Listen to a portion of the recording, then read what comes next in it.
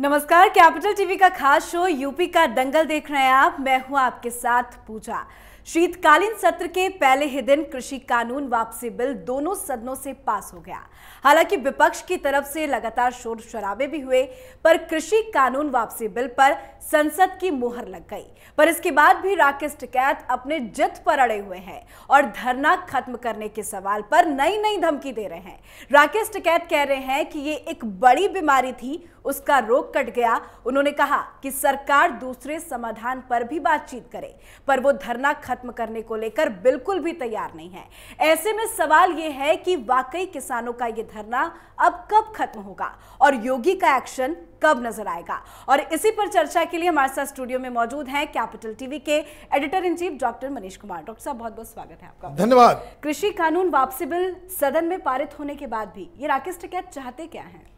देखिए, राकेश टिकैत क्या चाहते हैं इस पे तो मैं आऊँगा, लेकिन दो मुँहे सांपों को कैसे मारा जाता है जी? बाकी सांप को तो एक साइड उसके सिर को ख़त्म करने से सांप मर जाता है, लेकिन दो मुँहे सांपों को दोनों उसके मुंह को ख़त्म करना पड़ता है जी। एक इंसिडेंट मैं सुना देता हूँ, फिर मैं इस पे आऊँगा। हिंदुस्तान में वाजपेयी जी की सरकार थी जी। और कंधार हाईजैकिंग का केस हो गया।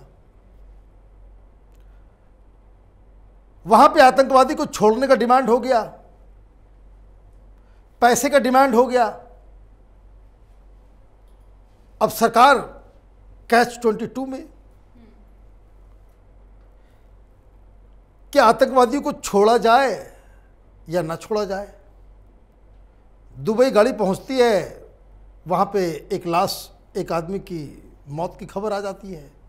बताया जाता है एक एक करके मारा जाएगा। वाजपेयी जी कोमल हृदय के प्रधानमंत्री, उनके घर के बाहर लोग जमा हो गए। ये वृंदा करात खड़ी हो गई, कांग्रेस पार्टी के लीडर खड़े हो गए, सारे विपक्ष के नेता वहाँ खड़े हो गए और वहाँ पे चूड़ियाँ फोड़ने लग गए ये लोग कि वाजपेयी जी हम लोगों को विधवा बना देंगे। बड़ा तमाशा हुआ। ऑल पार्टी मीटिंग भी बुलाई जी। सोनिया गांधी ने चुपचाप ये कह दिया, सारे विपक्ष ने कह दिया कि देखिए छोड़ दीजिए इन आतंकियों को, निगोशिएट करके चले आइए। फंस गए ट्रैप में। वाजपेयी जी ने छोड़ दिया। और यही दुमुहे सांप 20 साल के बाद भी जब डिबेट होता है, जब आप कार्रवाई करते हैं आतंकियों के खिलाफ, ये कहते हैं कि भाई भाजपा वाले हिपोक्रेट्स हैं, अजहर मसूद को तो इन्होंने छोड़ा था, इन आतंकियों को इन्होंने छोड़ा था। सही फैसला, सही समय। और राजनीति बहुत ही विचित्र चीज है।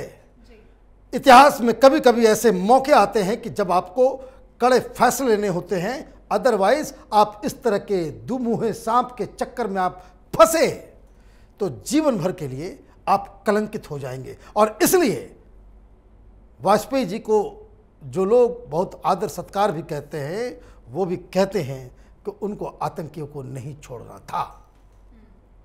अब ऐसा ही मौका यहां, ये किसान आंदोलन, कानून अच्छे हैं, गरीब किसानों की भलाई के लिए थे।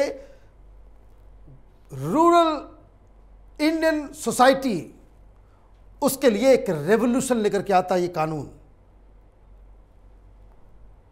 आप दबाव में फंस गए, वापस ले लिया, वापस ले लिया। और मैं आपको अभी बता दे रहा हूं, यूट्यूब की खासियत यह है कि वीडियो खत्म नहीं होता जी। जब कभी भी भारतीय जनता पार्टी की सरकार खत्म होगी और ये कांग्रेस पार्टी की सरकार आएगी, यही इसी तरह के कानून को ये लोग लेकर के आएंगे। और उसके बाद सब लोग प्रधानमंत्री मोदी, योगी, खट्टर, इस सब के ऊपर हंसेंगे और यही आरोप भी लगाएंगे।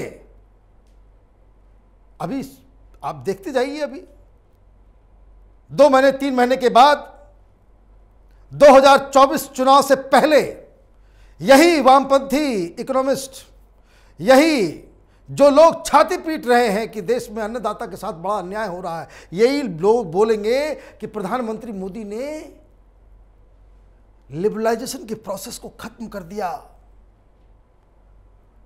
राजनीति के चक्कर में, यूपी चुनाव को जीतने के चक्कर में इन्होंने किसानों के साथ इतना बड़ा धोखा दे दिया और अभी ये लोग यही काम कर रहे हैं। इसलिए मैं ये कह रहा हूं कि इतिहास में बहुत इस तरह के अपॉर्चुनिटीज सरकारों के सामने आती हैं जब आपको सही फैसला लेना होता है। इनको वापस करके आपने सिर्फ अभी की गलती नहीं की है। प्रधानमंत्री मोदी, योगी एक कमजोर प्रधानमंत्री थे, ये साबित करने में इसका एग्जाम्पल पेश किया जाएगा। आप हमारी बात को ध्यान में रखिएगा। लेकिन अभी की बात करें तो अभी योगी आदित्यनाथ एक बहुत बड़े नेता है, उनका बुलडोजर क्यों नहीं चल रहा है? बुलडोजर तो चलेगा तब जब दिल्ली से आदेश जाएगा। जहां तक हमारी जानकारी है 26 तारीख की शाम ही योगी आदित्यनाथ इन सब का तंबू बम्बू उठा करके फेंकने वाले थे, but he did not got the clearance from the Delhi. गृह मंत्रालय से यहां से उनको क्लियरेंस नहीं मिला, इसलिए पीएसी, पुलिस सब वहां इंतजार करती रही, आदेश नहीं आया, ये लोग वापस चले गए। उसके कई सारे कारण हो सकते हैं। कुछ लोग तो ये बताते हैं कि अगर योगी जी ने ये एक्शन ले लिया होता तो वो बड़े लीडर के रूप में उभर गए होते, दिल्ली के कुछ लोगों को पसंद नहीं आता, इसलिए वो आदेश नहीं दिया गया। लेकिन अब जो सरकार कायरता का प्रमाण दे रही है, इसमें तो भारतीय जनता पार्टी के समर्थक ही नाराज हो रहे हैं। जो मिल रहा है वही गालियां दे रहा है। क्यों दे रहा है भाई? उन लोगों ने तो झुकने को कहा था, आप रेंगने लग गए। आप तो रेंगने लग गए। और अभी खबर आई कि उन्होंने कहा भाई 4 तारीख को मीटिंग नहीं करेंगे, हम 1 तारीख को करेंगे। वाह, 1 तारीख को क्या मीटिंग करोगे तुम? भाई क्या चाहते हो? डिमांड दे रहे हैं भाई एमएसपी का कानून जो है तुरंत 1 दिन में आ जाए। 1 दिन में कानून बनता है? 1 दिन में कानून बनता है? ये चाह रहे हैं कि जो पराली को लेकर के जो केसेस हैं उसको छोड़ दिया जाए, अलाउ कर दो भाई, जलाने दो देश भर के किसानों को पराली अपने अपने खेतों में, बना दो पूरे देश को चिमनी, कि बच्चा पैदा हो और फेफड़ा उसका काला पड़ जाए। यह अन्नदाता का गिफ्ट होगा इस देश के लोगों के लिए। तमाशा बना करके रखा हुआ है। अगला डिमांड क्या है कि आंदोलन के दौरान जितने भी लोगों के ऊपर एफआईआर हुए, क्यों? यह सिंघू बॉर्डर के अंदर बंगाल की एक बेटी का रेप हुआ, यह तो ममता बनर्जी ने अलग किस्म की राजनीति शुरू कर दी है।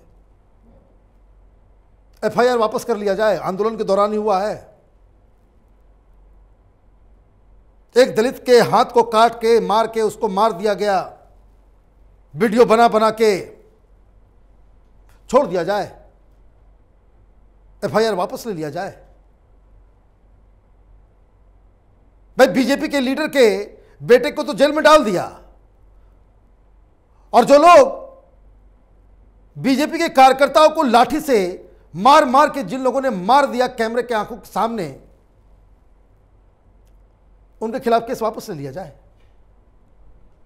वो जो दिल्ली पुलिस के ऊपर ट्रैक्टर चला रहे थे शराब के नशे में धुत होकर, वापस ले लिया जाए। जो लाल किले के प्राचीर को जिन लोगों ने अपवित्र किया, तिरंगे का अपमान किया, उनके खिलाफ केस वापस ले लिया जाए। जिन लोगों ने पुलिस वालों को दौड़ा दौड़ा करके मारा, वो तस्वीर, वो किसी भी सरकार, किसी भी मंत्री, किसी भी, और खास करके गृह मंत्री के लिए वो तो शर्मनाक स्थिति है।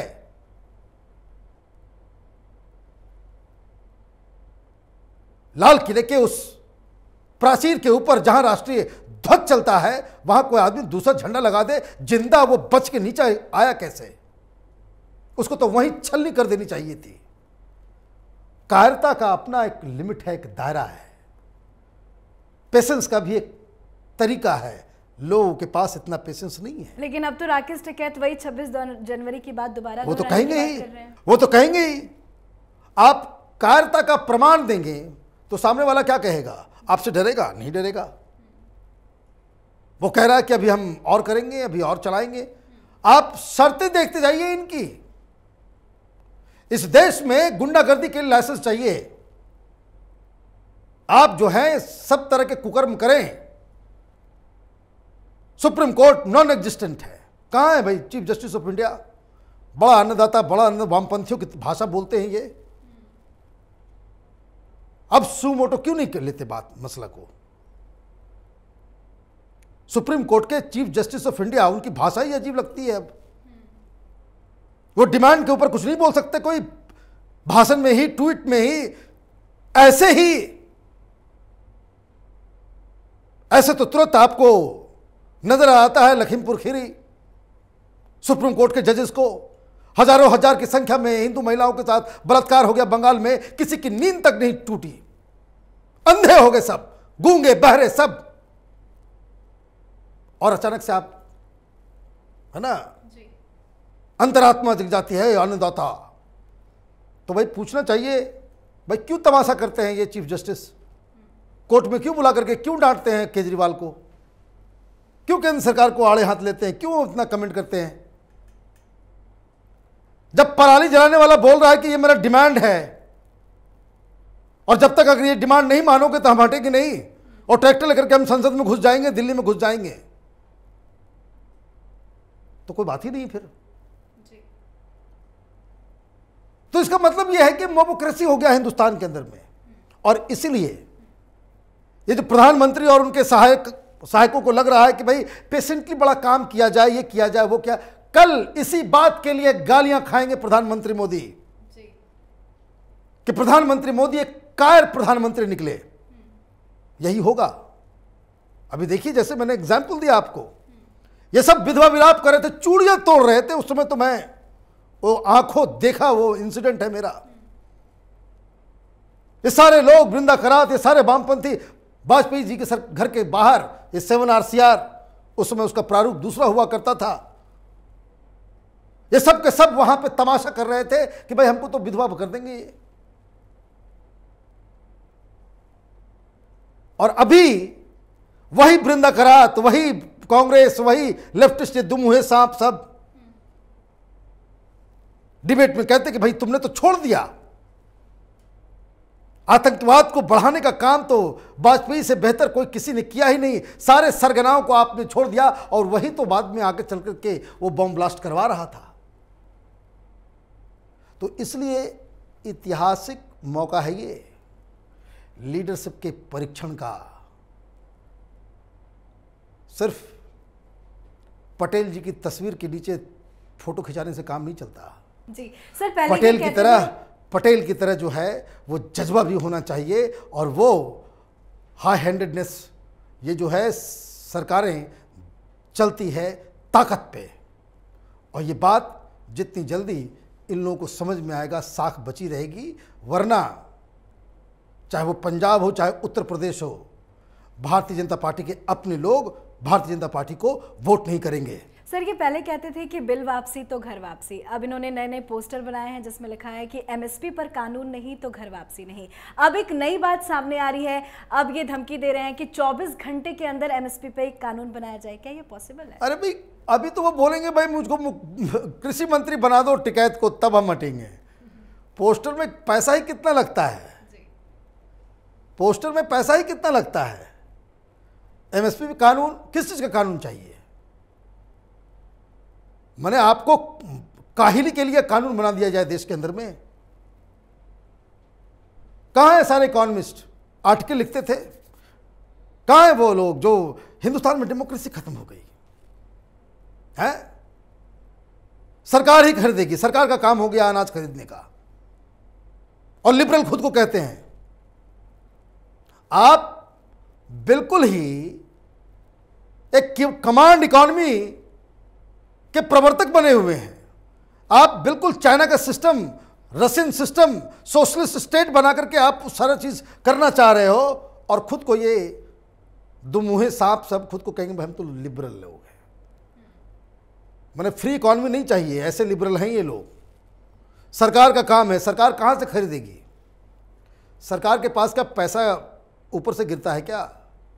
सरकार के पास तो वही पैसा है जो मिडिल क्लास टैक्स में देता है। सामान जो हम खरीदते हैं, जो डायरेक्ट इनडायरेक्ट टैक्सेस है, वही तो पैसा है उनका। किस चीज के लिए दे? ये उपद्रव मचाने वालों को दे हम?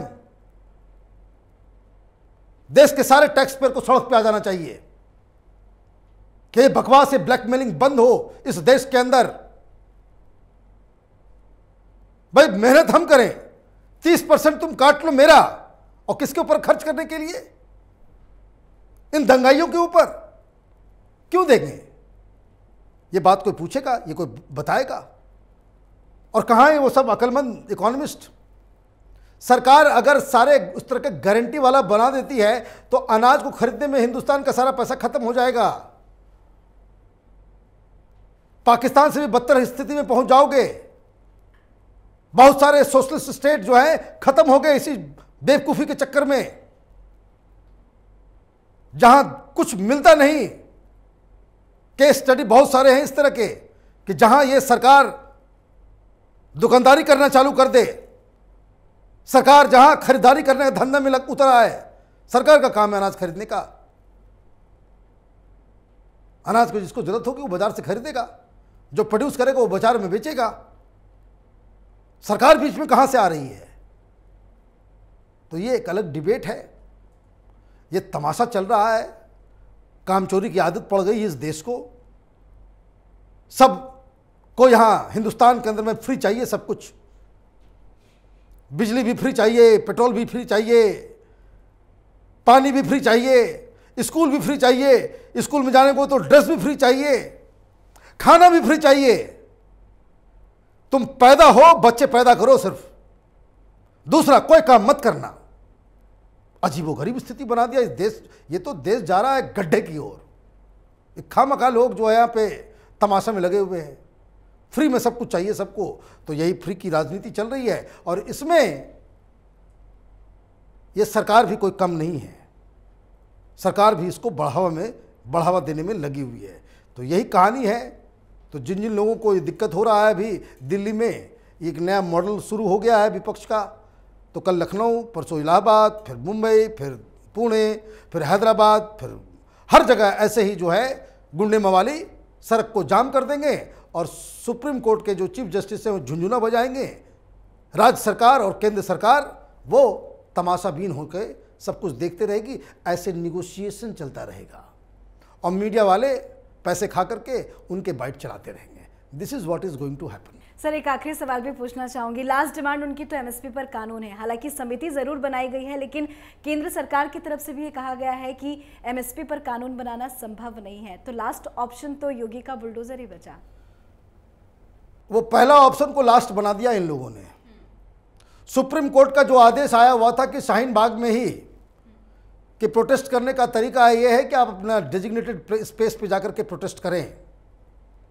जिस दिन इन लोगों ने एक बॉर्डर को घेरा था उसी दिन तोड़ फोड़ करके इनको भेज देना था जहां ये डिजर्व करते हैं रहना।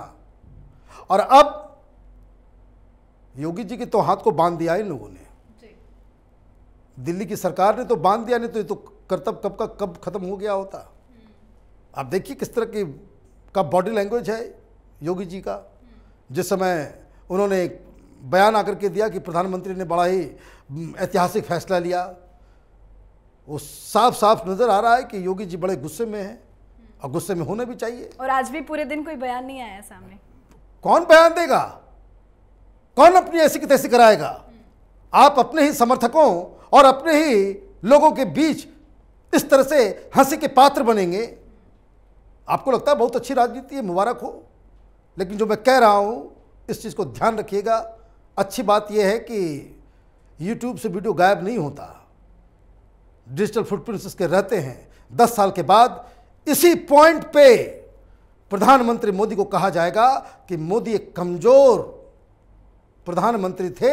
उन्होंने ये 10,000 लोगों के प्रोटेस्ट के आगे वो झुककर करोड़ों 86% गरीब किसानों की जिंदगी के साथ खिलवाड़ कर दिया, धोखाबाजी कर दी। शुक्रिया सर बातचीत करने के लिए। धन्यवाद।